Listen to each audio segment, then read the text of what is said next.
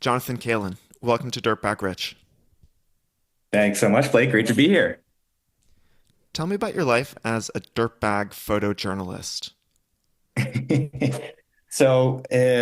My life as a dirtbag photojournalist, well, I would say it happened partially intentionally and partially through serendipity. I graduated college in 2010 in Santa Barbara, and I ended up working in LA for a year to start up and realized very quickly that while I loved the sort of uncertainty and chaos of startup life, sitting at a desk for 12 hours a day was not my style. I had experience with some photojournalism in college. I was, I guess, fortunate and unfortunate is the way to put it, enough to be living in Santa Barbara when we had some pretty intense wildfires. And so I was up there in the mountains shooting, taking risks, and the adrenaline, the excitement, that idea of just capturing this incredible image that few people would dare to go capture was addictive, incredibly addictive. And so when I was thinking about kind of what I was going to do to, let's say, unchain myself from that desk, I had a lot of big ideas, a lot of big questions, the cliche of maybe I'll just buy a motorcycle and, drive across South America. When one day I was wandering around a neighborhood of LA that I wasn't normally in, and there was a sign that said moving to Africa selling everything. And I was like, huh, well, that's cool. Like, I'm curious. Let me go check it out. So I ended up going and talking with a woman. She was starting an organization in Africa.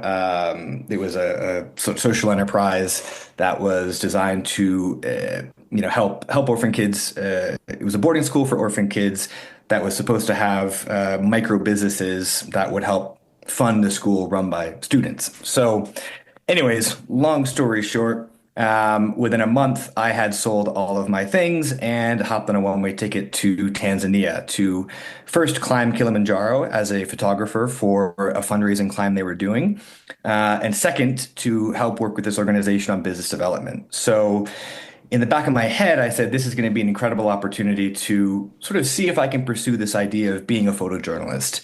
And that sort of crazy serendipitous moment and decision ended up turning into about 4 years of becoming a full-time photojournalist and journalist across East Africa and the Middle East. And, it was something where I literally went with almost no plan. I mean, I had a roof over my head in Tanzania and I had a, so-called job that I wasn't getting paid for. But it gave me the ability to, whenever I wanted, go off and travel East Africa and to just explore ideas, themes, concepts that were interesting to me. And at that point, I was really interested in this idea of, how can businesses be a force for good, and how can I document various projects like solar, water, energy, agriculture, and businesses that were really we call sort of social enterprises, trying to make money and do good. And so I found that a project doing that built out this career as a photojournalist doing that, and then slowly tumbled into sort of more mainstream photography and journalism. And the rest is a pretty wild history. If we're going to get to the rest, you said you had a so called job. Were you getting paid? And if not, how were you paying the bills while you were living in Africa and the Middle East? Yeah, so I went with about $5,000 in savings, and I stretched that $5,000 pretty much for an entire year until I started getting paid. So the organization I was working with, they said, listen, we'll give you a place to stay, and that's it. So I had a roof over my head. It was a one bedroom house in sort of a very low income neighborhood in Dar es Salaam, not where sort of all the expats and the diplomats and those types of people live.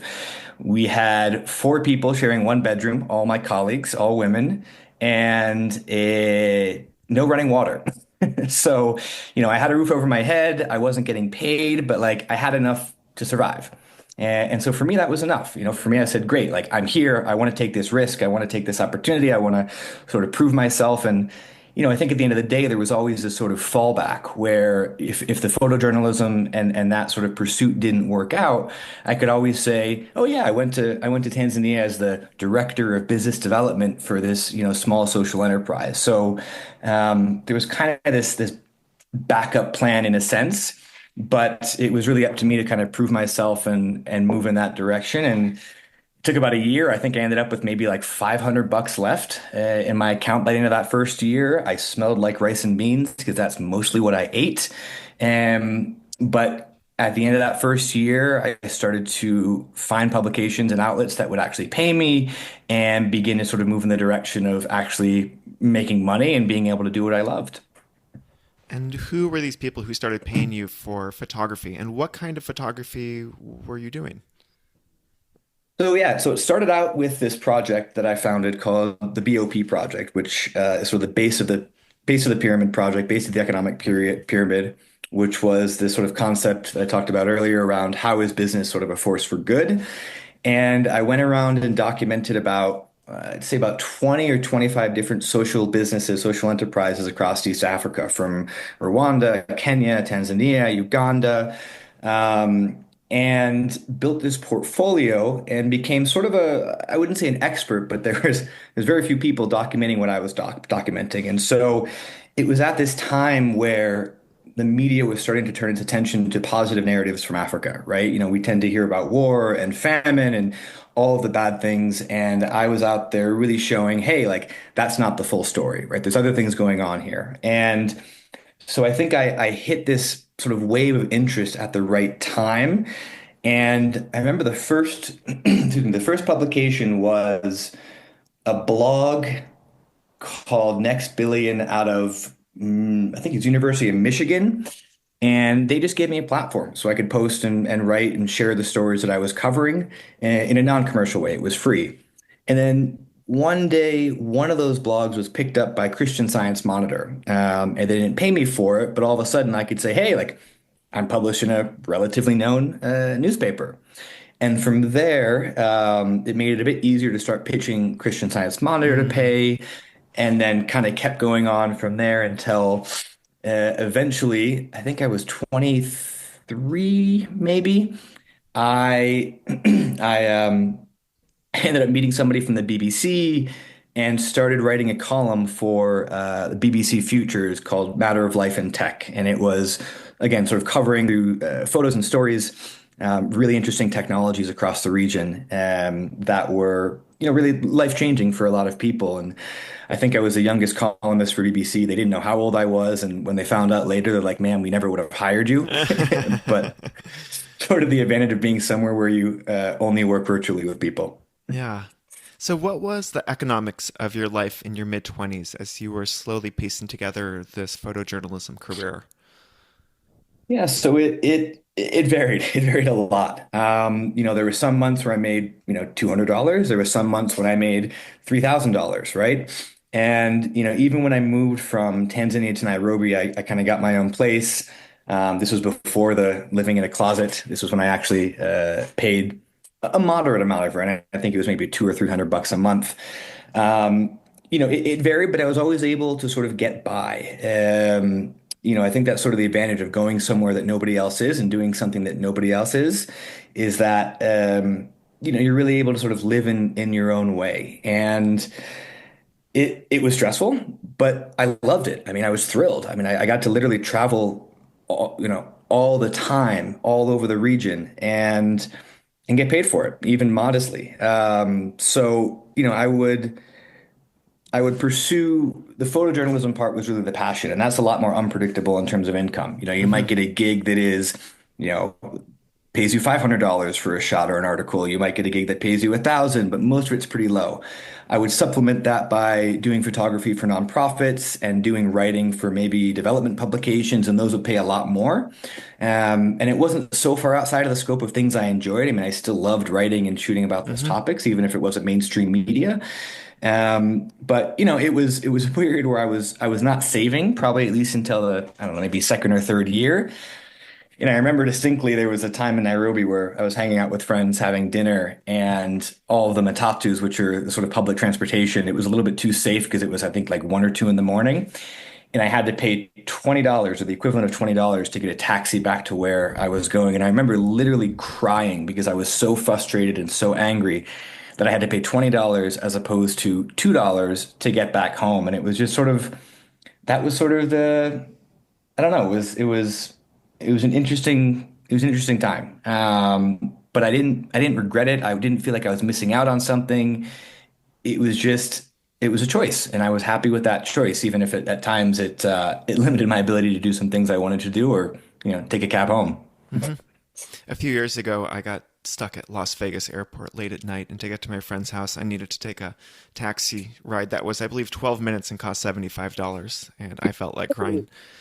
Uh, Oh, yeah, yeah, still hurts, yeah. still hurts. Let's go back a little bit and talk about your earlier life, your upbringing, and those college years, kind of everything before you discovered your passion for photography in the burning hills above Santa Barbara. Because I know you had a bit of a less conventional childhood. Talk about that. Yeah, well, I would say I had a pretty conventional childhood, in some ways. I grew up in a small town in Connecticut. My parents were, well upper middle class. They were very well off, and I had the luxury of being able to go to private school, even if I got kicked out once in high school. What did you get kicked out for? You can't just leave me hanging. So I went to boarding school for a year, and I got kicked out for drinking, and it was unfortunate because they actually set me up. They actually told all the, I guess it was like the prefects or the student kind of advisor people. They said, "We want you to get this kid kicked out this weekend," and they just so happened to catch me drinking. It was because I was a little punk. I was in punk bands, and even though I wore a jacket and tie to school, on the weekends I would wear the camo vest with the spikes and studs, and I don't think that was a good look for a Connecticut boarding school. So Mm-hmm. yeah. So one-time policy, they kicked me out. Greatest thing that ever happened to me. I went back to the public school where I grew up, and have lifelong friends from that high school. So but it was unconventional in the sense of my family. So my my parents were very adventurous. They've had incredible lives. They lived all over the world. I grew up on stories of my parents telling me when they hitchhiked through the Congo in the 70s, and were in Uganda at the rise of Idi Amin and had to sort of flee back to Kenya before things got too crazy. And growing up, they would take an unconventional path to travel. They wouldn't spend money on cars and new TVs and all of that. They would spend money on travel. It's what they valued. So, I think one of my earliest memories is at the age of, I think it was 5 or 6. I remember being in the highlands of Irian Jaya in Papua New Guinea and literally just being thrown on the shoulders of some, pretty much fully naked woman with bones in her noses and beads all over, and being carried away into a small hut, dropped on the floor, and then this other woman rubbing my head and rubbing her belly. And it was because I had really blonde hair, and that was apparently good luck, and she was pregnant. So, Mm-hmm. those kind of experiences at a young age and traveling to places that were really off the beaten path, I think gave me a sense of perspective, a sense of appreciation for the world, and it made me feel like I never really fit in where I was growing up. And I think my parents, they felt the same way. And we just lived a rather unconventional life in a conventional place. Hmm. Yeah, Connecticut. I Yeah. could see a slight conflict there. And Yeah. then your time in Santa Barbara, you told me that you went there because you wanted to surf. Yeah, so I was born in Connecticut, but I feel like I was meant to be in California. Part of it was I've always I've always had this search for perspective. I think if there's a through line through all of my work as a journalist, as an entrepreneur, whether it's interviewing entrepreneurs while a revolution is going on in the streets of Cairo, or whether it's running into a terrorist attack in Kenya, or building a company. I've just always had this desire to understand how people view the world differently, how we experience the world differently, and for me, when I went to college, it was, well, where's the furthest place I can go from Santa Barbara? Sorry, from Connecticut. I applied to college in Canada. They never got back to me. Santa Barbara seemed like a great second bet. And so I moved out to California, learned how to surf, became a surf bum, became a dirty hippie. I was the guy who was skateboarding to class barefoot with a rug on his skateboard and, living a good life. I had a brief interruption of that when I spent a year abroad studying in India, which was, again, pretty much the exact opposite of Santa Barbara. I lived in New Delhi for about 7 months and then spent about 3 months in Nepal. And it was very grateful to come back to the sort of beauty of Santa Barbara after that. Hmm. And you were able to get through college without having any student loan debt, right? Yeah, and I think that's a really, when we talk about sort of this idea of dirtbag rich and opportunity and fulfilling your passion and sort of being able to live your dreams, I think the greatest gift that I had and the greatest enabler for me to make my own decisions and live my own life and really take risk after college. Moving to East Africa with $5,000 in your bank account probably isn't a smart move if you have $100,000 in student loans. And I was really fortunate in that I was able to graduate college debt free, and that gave me a world of opportunity. It was an incredible gift that I think not many people have, and it allowed my risk tolerance to be a lot higher because all I had to do was survive. All I had to do was make enough to be able to get by each day. At least in my 20s, I figured once I hit my 30s, I'll figure out how to save and, we'll go from there. But at that point, it was really just survival. And I was able to do that without that burden of debt. And I think it really influenced my choices, my ability, my path, the ability to follow my purpose. And not to say you can do that, you can't do that, without having debt from college, but it is a huge leg up. I also received that leg up. And yeah, in retrospect, being able to really play and experiment in your early to mid 20s is really quite crucial. Like these are the years of like maximum possible risk taking. And that can just that can fork your life path into this totally different direction. That if you really had to focus on just paying off debt and interest and essentially optimizing for security at that point, it could take you down this other fork that, yeah, would definitely Totally. be less adventurous.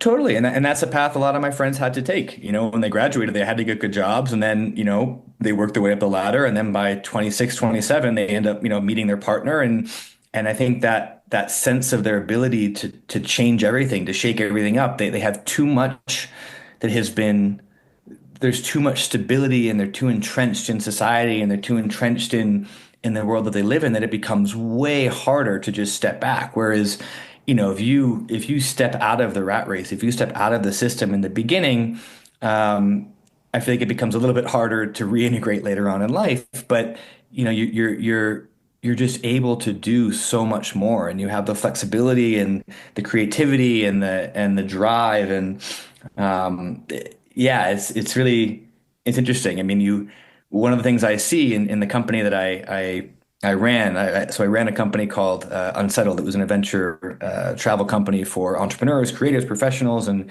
we started doing sort of 1 month co-working retreats and sabbaticals. And our biggest audience was, people who were, I'd say, 35 to 45, who had lived the conventional life and then just broke down with it. They couldn't handle it anymore. They needed a break. They needed a shake up. They burnt out. And all of a sudden, these are the people who are seeking those experiences. And it's incredible that, they were able to do that and really change their life at that age. But it's because, they had just climbed their way up the ladder and lived this very sort of somewhat conventional life for all of their 20s and early 30s and, hit that point where it was just too much. And so I found it interesting that I've lived sort of the opposite, where I had all those experiences and kind of now at 37, I'm sort of shifting into a slightly more conventional life. Hmm. But you did flirt with some burnout and some disillusionment. I want you to talk about when you achieved your life goal as a photojournalist. Yeah. So kind of when we left off on the photojournalism part, I was writing for BBC and, I was getting paid relatively well, which for me was, $1,200, $1,500 a month, which at the time I was living in a 3 by 7 foot kitchen cupboard under the stairs of a friend's house for $50 a month. So my expenses were very low. So I was able to save and you know, I it was a life dream, I think, for probably many photojournalists and really many photographers to get a front page in the New York Times. For me, it was sort of this life goal that I thought, maybe I'd achieve. I don't know when, but certainly not at 26. And through a serendipitous set of connections and hustle, um, I ended up having the opportunity to photograph with Jeffrey Gettleman of the New York Times, a sort of conflict that was happening in the east of Kenya. It was just before the Kenyan elections in 2013. And if anybody knows anything about Kenya, they had really violent elections in the 4 years before that. So there was a lot of sort of people were very tense. People were very concerned. We didn't know what was going to happen. And so I went with the New York Times to shoot this conflict in the eastern of Kenya that was really, I won't get too much into it, but it was really rooted in an age-old conflict between a group of sort of pastoral, nomadic herders and sort of farmers and pastoralists, I guess is the best way to put it. Two different tribes in this region. And so what ended up happening is I ended up with a front page photo on the New York Times, kind of A1 front and center. It was a really stark and difficult photo. It was I believe she was like a 7-month-year-old girl with a machete hack to the back of her neck, and it was in the hospital, and it showed this sort of big scar on the back of her neck, and it was jarring, and it was a result of this conflict that was happening, and it it was incredible. Like at one thing, I mean, I had a front page for the New York Times at 26, like life goal unlocked, like wow. On the other hand, what really jarred me was I had spent, the previous sort of 3 or 4 years really championing this narrative against how the mainstream media portrayed Africa, and against this idea of, Africa is just war and famine and violence and all of this, and that there's this really beautiful side of creativity, of entrepreneurship, of technology. And the headline of the piece that ran with my photo was "Neighbors Kill Neighbors as Kenya's Election Looms." And I was really upset because the article basically took this small conflict in a region that had been going on for a long time and made it seem like it was all of Kenya and that people were killing each other before the election. And there was just Mm, such a moral conflict of this is what happens in the media. And even the New York Times, even a very large, reputable, incredible organization, you know, the photo didn't lie. It was real. But the way it was portrayed and angled made me feel ashamed, for all of the relationships and friends in Nairobi and all of the experiences that I've had and the stories that I was trying to tell. And so I kind of reached this point where it was like, well, is this the industry I want to be in? Is this where I'm going to have the most impact? Is this where, I'm going to thrive as somebody who is very optimistic and really loves to show, really loves to inspire people, mm. let's say. And that was sort of the beginning of the end for me of photojournalism. Immediately after that, oh, go ahead. You said that when you looked 10 years down the line at other people who stuck around photojournalism, you didn't really like what you saw. No, no. And, there's, like I say, there's happy dirt bags and there's unhappy dirt bags. And a lot of photojournalists and journalists, I think, fit into the unhappy. I mean, I was 26 and sort of at the pinnacle of my career. I was photographing for the New York Times. I was writing for The Atlantic and Foreign Policy. I had my photos in papers all over the world. And when I looked at everybody who was, 36, 46, their lives were not they're not that great. They were wonderful in some aspects. I mean, the highs and lows of journalism, just like adventure and climbing and everything. I mean, they're extremes. They're euphoric and they're highly depressing. And I think when you spend that long as a foreign correspondent or a foreign photojournalist, you just can't avoid the things that you encounter. You can't. It changes you. It jades you in terms of your perception of humanity. And I think a lot of people that I encountered in that space, and again, this is more, I think the really kind of, stereotypical rugged photojournalists and journalists and foreign correspondents. They're depressed, they're alcoholic, they're divorced. Like there's just a lot of things that come with the baggage of experiencing some of the worst of humanity while you Hmm. still experience some of the best of humanity. Hmm. Um, so I looked down that road and said, I don't want that, right? I love this life. I love the process of being a photojournalist. I love that idea of going out and exploring and meeting new people and discovering things and contextualizing them and sharing them with millions of people to help them see the world differently.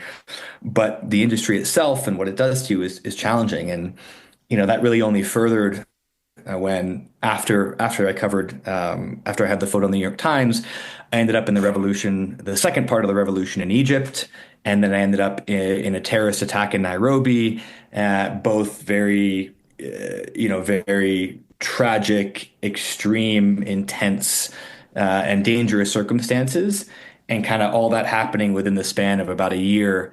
I just said, you know what, like this is I love this, but this is not my path. Hmm. And this is when you re-entered startup culture. Yeah. That's when I took a while. I'd say it took about a year for me to kind of wander aimlessly around various places to figure out, what I wanted to do next. And I tasted the thrill of entrepreneurialism before. A lot of the early work I was doing as a journalist and photographer was covering startups, and so I always knew that it was something I'd probably enter into. I just didn't know kind of when and how. So, what was your entry point back into this culture? So I spent about a year kind of trying to process and really process those experiences and understand, what was I capable of? Like, what was I qualified for, first of all? I think one of the things when you come out of living a life like that and, you say like, well, what am I good at? Yes, I can write. Yes, I can take photos, but like, and I don't want to be hired for that. So how do I make this transition? How do I shift into something? And um, one of the things that I did a lot of self work. I did a lot of just kind of self study. And I came out the other end saying, okay, and I mentioned this before, what drives me is not so much a purpose, it's a process, right? Like that process of discovering things, contextualizing them, and sharing them with others to inspire them. So that led me to through a mutual friend, I ended up connecting with a sort of fellow entrepreneur. We started to build a small media company in Washington, D.C. that was going to cover a lot of the same stuff that I was covering in East Africa, but without having to travel. And then about 2 or 3 months into that, I, through another connection, ended up with this opportunity to co-found a kind of media technology company in San Francisco. And so it was like the allure of the San Francisco kind of VC startup treadmill. And I said, you know what? Like I'm 26, 27, there's a time to give this a shot. Let's try it now. And so I moved to San Francisco and we built this really incredible platform that, in short, gave historical context to breaking news. It was called Timeline, and it was a really exciting company, really well funded. So for the first time, I got paid like really well. I went from making like maybe $20,000 a year, $25,000 a year, to all of a sudden making $120,000 a year, and which living in San Francisco and living in Kenya, it was almost the equivalent of cost Yeah, of living at that purchasing at that power. rate. Yeah, exactly. Um, but it was incredible, and I loved it, and I worked myself to death, and after about a year and a half, I realized I was not qualified as a manager very well. I was a great entrepreneur and creator and builder, but I was not a great manager, and I had no experience working in a company. I'd been on my own for so many years that I really didn't know how to, I think, manage others, not necessarily work with others, but I was so independent that I got in my own way and ended up basically getting kicked out of the company. Mm. Hmm. which felt like a huge failure for me. Looking back, it was a great thing. Looking back, I think I really actually would have burnt myself out even worse if I had tried to stay.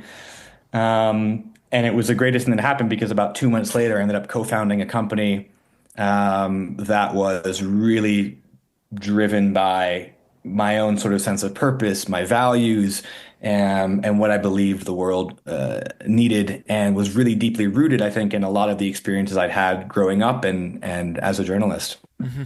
This brings us back to Unsettled, which you started in your late 20s, and I feel like where you and I have a lot of overlap in our sort of mission here. And also just a lot of the people I've interviewed on this podcast, their number one challenge is community and friends and feeling settled, so to speak, feeling Yeah, like they're rooted somewhere. And you know, yeah. people who have all this freedom, it's just hard to find other people who have all this freedom and want to stick around with each other for a while. So, is this related to the what problem were you solving with Unsettled?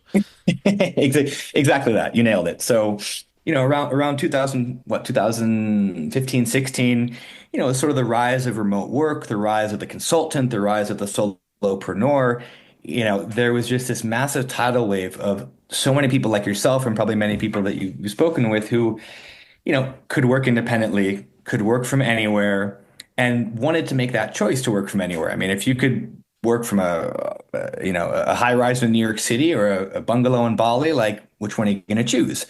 And so a lot of people were making that choice to head off and explore and live, let's say, the digital nomad lifestyle. But community is really hard to find when you're moving. And so our thesis was, how can we live anywhere and still have community?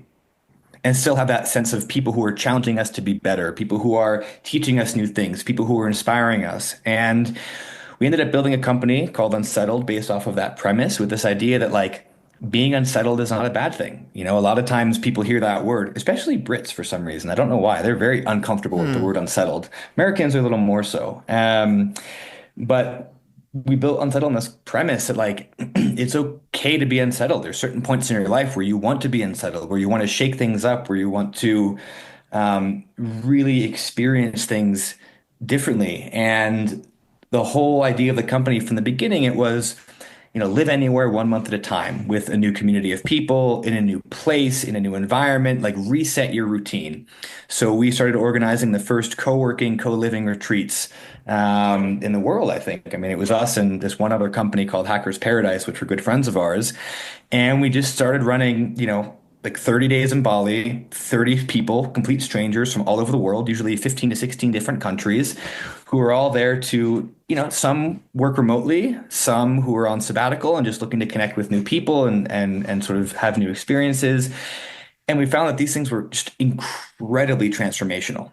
Because at what point in your life, aside from, college or study abroad, as an adult, do you really get the chance to go out and like push your boundaries and bond with a group of people that you've never met before and just do things completely differently?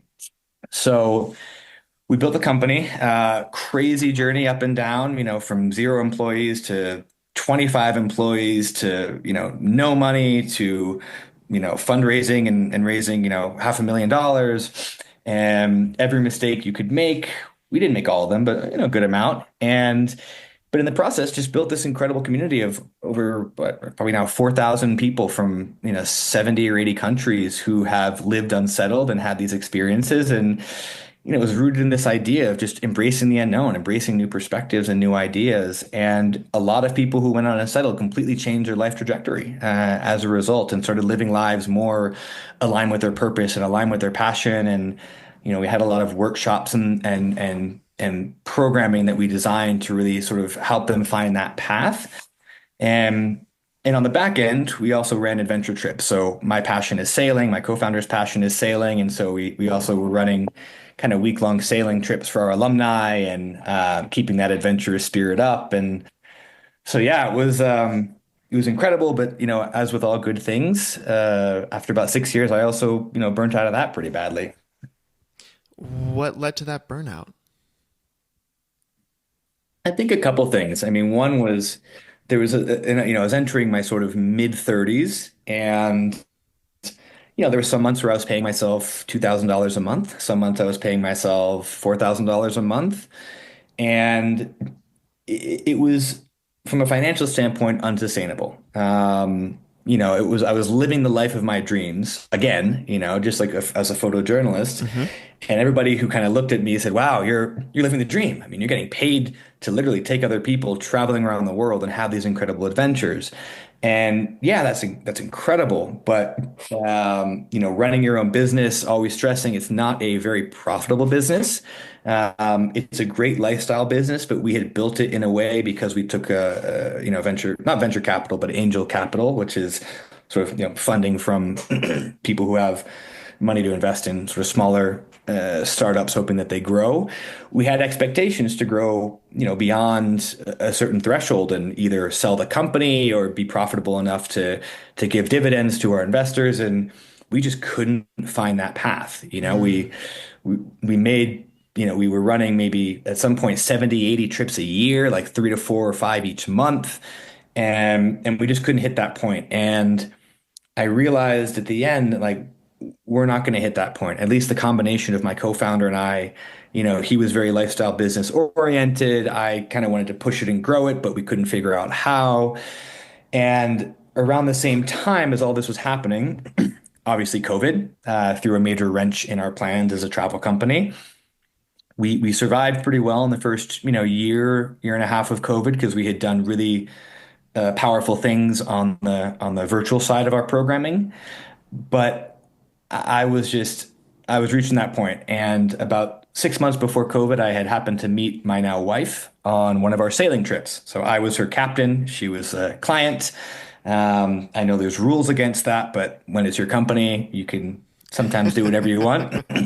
And the new policy is, you can date a client if you marry them. So that's the Wait, new really? hard and fast rule. Yeah, I think so. No. I mean, we'll see. We'll see. I don't know if my co-founder is abiding by that rule, but we'll see. And no, so yeah, I met my now wife. We sort of fell instantly in love. Pretty easy to do on a sailboat for a week in the middle of the Virgin Islands, and I was just ready for a change. So it Hmm. was a long and hard process. It took maybe honestly 2.5, 3 years. I hit really bad depression. I was exhausted, fatigued. I mean, I feel like honestly, it's only been the past maybe 6 months that I feel like I've really honestly begun to recover from all of that. But in the end, it was needed. I needed to let go. I needed to learn the lessons of what it's like to build a company and put 150% of your soul into it and let it go. And that I did, and it's still going. Unsettled is still running trips. It's a Hmm. smaller business now, but it's a great business, and my co-founder is really happy, and I'm really happy for him and the company. But letting go of your baby is not easy. Yeah, I have a little bit of experience in this department, Jonathan, and but I've run my adventure trips only once or twice a year since it started in 2008, and never had angel money or any outside investment. And the pay that you described, paying yourself, is pretty much ballpark what I've paid myself since Yeah, a few years after the first growth phase. And so I had no one breathing down my neck, and I had no co-founder, and I was able to just like decide each year, is it something that still feels like a hmm good deal to me? And yeah, I've been able to continuously say yes to that, although it may not be too much longer either. So I vibe, in summary, and it seems like your yeah, life is yeah. this ping ponging between different intense gigs.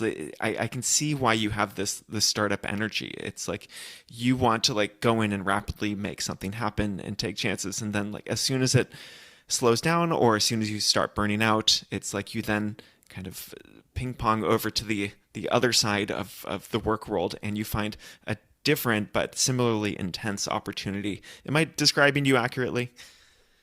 100%. Yeah, and it's something I've learned about myself pretty recently. The past 3 years, I think, has been an insane period of just personal growth. And, on all aspects, let's say from, 2 weeks in the jungles of Peru to, therapy to everything. And I think, that process was needed for me coming out of living such an intense lifestyle where it was that ping pong and it was always, I always gave 110%, 150%, I would dive full on into things and cool, that's great. In your 20s, like you can do that. But I think as you get older, it takes a toll. It takes a toll on your body, it takes a toll on your mind, and you have to learn balance. And that sense of balance and that sense of, okay, I can give something 100%. I don't have to give it 150% all the time. Hmm. Sometimes you can give it 20%, sometimes, and I really had to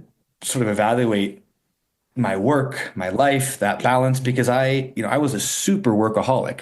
And in part because I loved what I did. Like I was just so, I mean, I wanted to go out and photograph all the time. I wanted to build our company. I wanted to find more, clients to go on incredible trips with. And so, that drive to build, to create, to add value to society is deep within me and it's always driven me.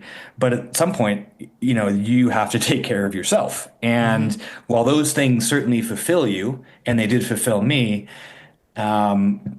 that idea of just slowing down and pausing and resting and sort of not always being on the edge of risk because like our nervous systems, I mean, entrepreneurship is risk every day. If you don't know if you're going to be able to support your company and support 25 people, or as a journalist, if you don't know if you're going to be able to feed yourself, or you don't know if you're going to be able to be in survive a dangerous situation, like it's that same pressure on your system. And I think kind of stepping back from that, I really tried to learn how to release and relax. And the past two companies I've worked for, where I've sort of come in at a very early stage, they weren't my companies, so I had to learn how to treat them as not my companies, which, takes a bit of time to not have that sort of entrepreneurial drive to own everything and fix everything. But the last two companies I've come in and really helped them in that early stage. And then the last one I was able to let go kind of after they got to that stage and feel really good about it. And then this one, I'm taking a little bit more of a gradual approach, and I may not let go. I may stay with them for longer than I anticipated because I really enjoy working with them. But I've learned how to balance. I've learned how to, turn the computer off at 6 o'clock or 7 o'clock. I learned how to take days of rest. And so I'm trying to avoid that ping ponging or at least having that ping pong, cross the Grand Canyon and maybe more to, the size of a ping pong table. So it's not so extreme. Well, we're just going to breeze right past the fact that you went to do some work on Wall Street for a while after leaving Unsettled. That's not exactly known for its work-life balance. But I just want Yeah. to fast forward to like your reality right now. So you're a startup consultant, and that can mean many different things. Like, what's your specific superpower in this startup world? What do you offer that these people can't find elsewhere easily? Yeah. I love building brands. I love building community. I love getting people to fall in love with an idea, a product, or a concept. And that's something I've always done, and that's something I felt like I did really well at Unsettled is just build this brand that people would see Unsettled and go, oh yeah, like that clicks. I get it. And so what I've discovered my superpower is really this idea of how do you how do you build a very strong brand message and communication strategy for an early stage company, one that's probably pre-product or early product, or just kind of pre-revenue, early revenue, which is typically seed stage, and helping them form that brand, that identity, and most importantly, that community. And that's manifested itself in transforming, let's say, a community of supporters into crowdfunding, into pre-orders. So it's really like this kind of 0 to 1, 0 to 2 stage of a startup and covering everything from marketing, brand, communications, customer experience, pre-orders, crowdfunding, like all this idea of how do you turn community into customers and also customers into community, which ties together my community work at Unsettled, which ties back to my kind of journalism work of storytelling. It sort of brings a lot of my passions together. Hmm. And as soon as it hits that point of, okay, it becomes, optimizing performance marketing or, routine customer service, like that's a point where I go, cool, not my thing. I'm not an operator, I'm a builder. And recognizing that that's the point that is sort of my limit.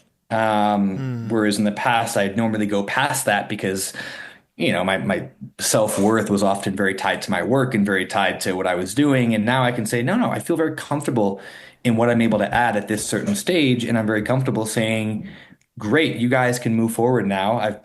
I've built things to this sort of level of stability, and I can let go. So that's where I feel like I found Mm. my sort of groove for now. Who knows what it'll be in 5 or 10 years, but yeah. Yeah, seriously. So you come in, you kind of build the fire, you position the kindling underneath, you knock some rocks together, throw the spark under there, blow on it, it gets going, and you're like, peace, I'm out of here. Someone else can tend the fire. Exactly. That's a great Yeah. way of putting it. How do you balance time, money, and purpose in your current situation? How much do you work for money?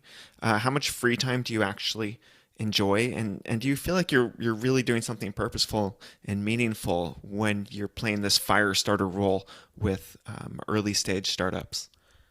Yeah.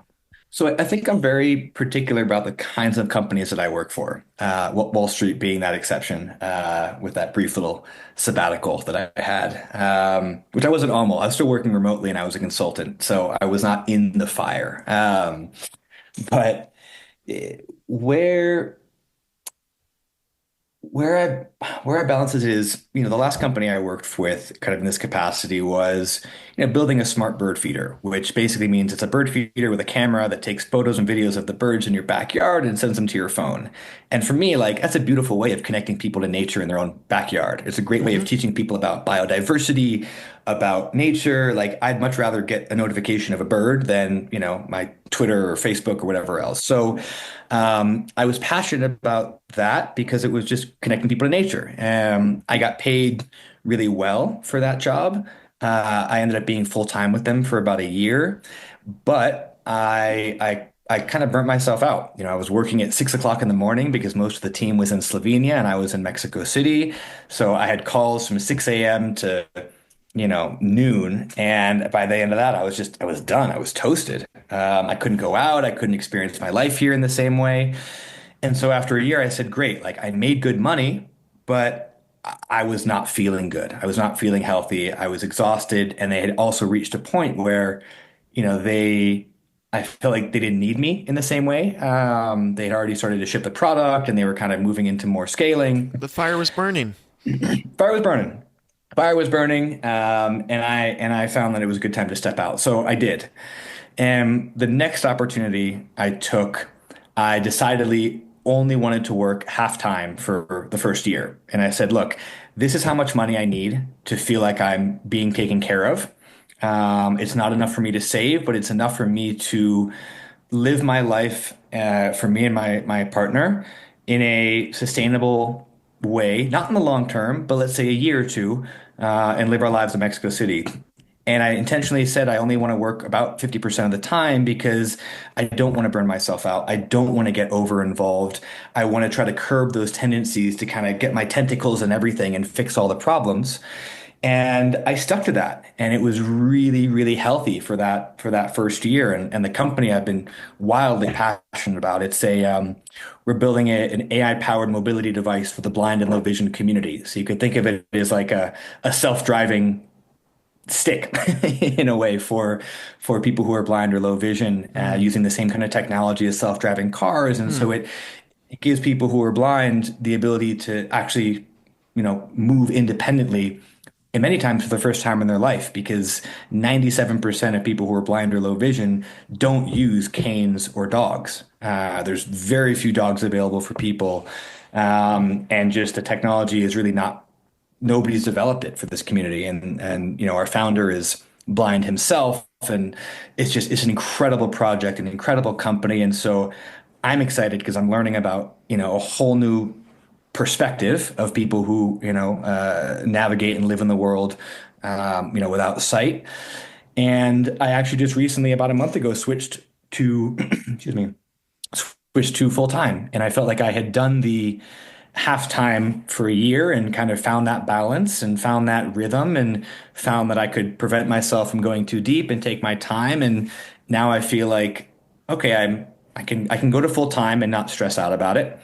I can get paid, what I feel like I need to be more than comfortable.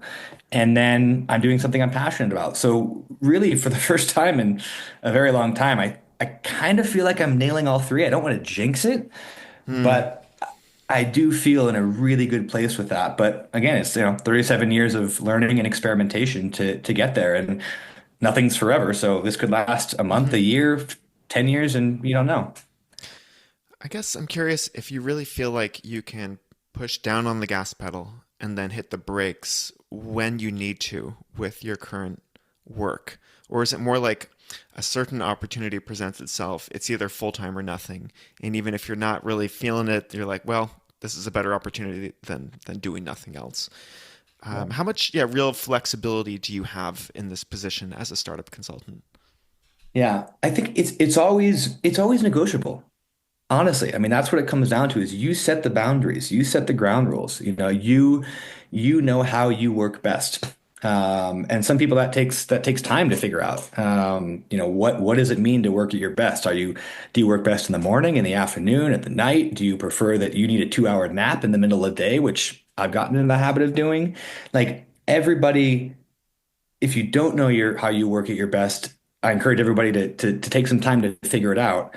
And then it's a conversation with whoever you're working with, saying, I went into that job saying, listen, I've got some health issues. I've had, a number of surgeries in the past couple of years, mostly just like my body chronic pain from the life I've lived. So I've had, a hip surgery, a neck surgery, a shoulder surgery, and I really wanted time and space to recover and not stress myself out and not burn myself out. And I was very honest and transparent with the CEO. And I was like, listen, I want to be half time and I want to be flexible, which means I'm going to set my own, I know what I need to get done. I'm going to be clear about what I need to get done.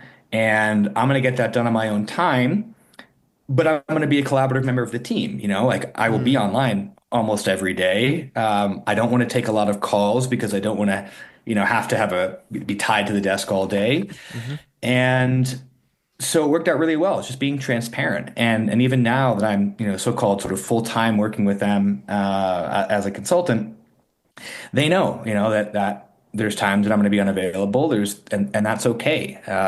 And I think you just have to be open about it and transparent and don't think that just because what a company or employer says has to be the way that it is. If they value you, you can find that flexibility and just be open and honest.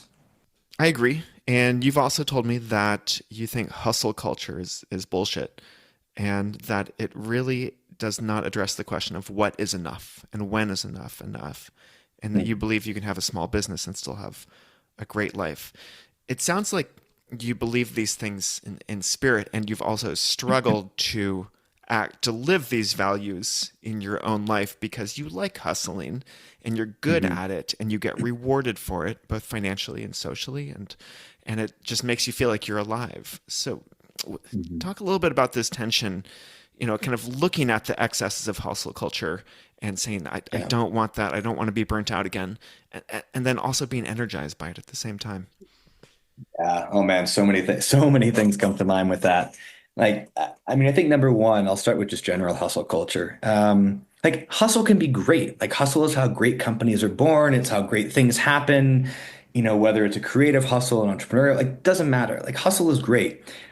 But I think what's wrong is the narrative that hustle culture is essential to success, and the only way to succeed as an entrepreneur or a freelancer is 24/7 hustle, right? I think that's bullshit. And I think, this idea of like you have to give everything, your heart and your soul and kind of all of your energy and time to build $1 billion company that's VC backed, like That's bullshit. There's so many great medium-sized companies. There's so many great lifestyle companies. And I think for people who want to sort of set out on their own and have that flexibility in life, like you can make good money and build something and make it purposeful and make it a size that works for you if you know what is enough for you. And I think that point around what is enough is a really important question for people to ask themselves. There's a lot of entrepreneurs out there who like this idea of this narrative of I have to build $1 billion company. But like when you ask them, you'd be like, no, I'd be happy making, I don't know, $400,000 a year and having equity and exiting at, $5 million. dollars. And like, yeah, that's enough. But for some reason, they're driven to just go more and more and more. Mm, So I think defining what is enough is really key. And for me, I did hustle and I hustled not because of hustle culture, but because I just loved it. And I did it until my body couldn't take it anymore. And like I said, like I just hit a point where I was depressed, I was chronically fatigued, like I couldn't, like I could barely work. And so like reaching that level of burnout I think teaches you like, okay, so I can't do this all the time. Even though I love it, it doesn't work. And it wasn't my brain actively saying, oh no, hustle culture is bad. It was my body physically telling me that mm, like I could not keep up with the life that I was living. And hmm I was on the road. We talk about sort of living. I wasn't in one place for more than 2 or 3 weeks at a time for years and years and years. So I hit that point and now I feel like I know what's enough. For me, like at this point in life, let's say if I'm making $160,000 a year, for me, that's enough. If I want to make $300,000 a year, if I want to make $500,000 a year, I would know that I would have to like double down on my hustle, like go full on. And maybe at some point there's a risk reward scenario where I could do that for a year if I feel like money is driving me. But like if I make, let's say 160K, like I am saving plenty of money. I feel secure about my future. Uh, I feel like that is enough. I can get by with 60K. I can get by with 80K and I can survive and that's fine.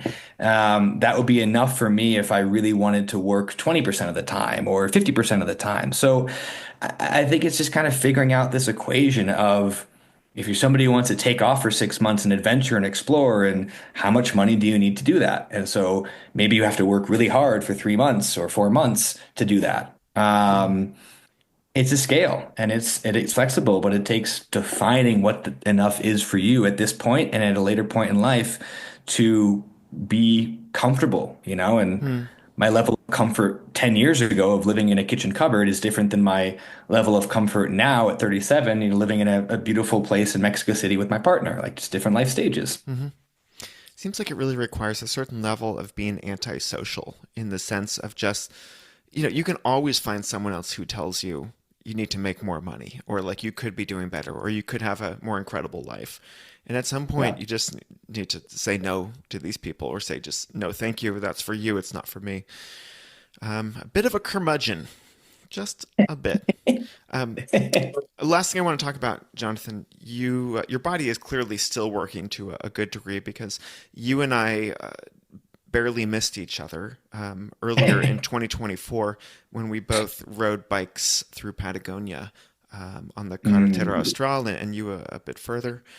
And I did that in January. Actually, one of the first people I interviewed for this series, Hannah Boley, was one of my writing partners. And you did it a bit later, and I believe you had a slightly colder experience than I did. Maybe you can just talk, we can swap some notes about the riding bicycles on the Carretera Austral. What was your experience like?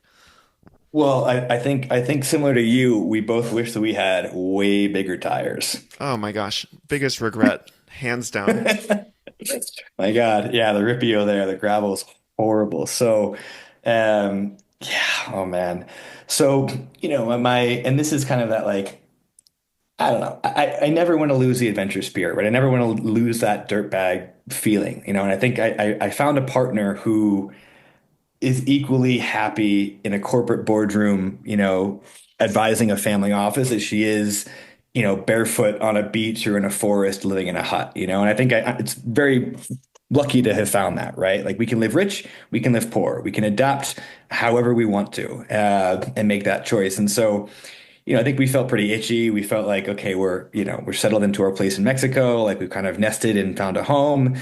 Let's shake this up. And so, literally a month before we went to the carretera, we didn't know we were going to go. We had a friend who was like, "Hey, you guys are both kind of in transition right now. You should just go do something crazy." And I was like, "Well, I've always wanted to bike Patagonia."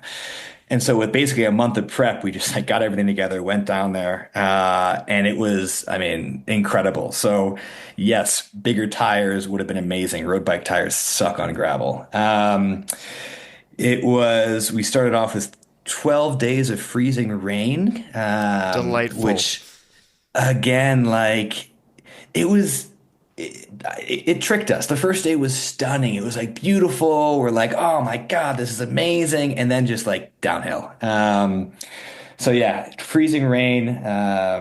My my wife accidentally left my dry bag open with all my clothes on the first night. So from day two, everything was soaked and just did not dry. Oh man. Um, and anyways, it was, I mean, but that journey was just incredible. So we had a couple days of really phenomenal weather that were worth all of it. And even the, total type 2 fun. Like even when I look back at being frozen and wet, I was like, there's no place I would rather be. Absolutely no place I'd rather be than, freezing in a tent in the middle of Chilean Patagonia. So um, yeah, it's when we hit the snow at the end because we made it all the way from Puerto Natales to Punta Arenas, and on that journey, it was basically like blizzarding one evening, and we're like, I think we're good. I think we should turn back, and so we ended it there.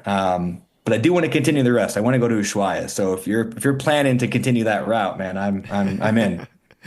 Well, I think you are clearly someone who lives for intensity, Jonathan, but you also know how to call it quits when you need to call it quits. Uh, Learning, Jonathan, learning. yeah, thanks so much for coming on the podcast. Yeah, thank you so much, Blake. It's been a joy.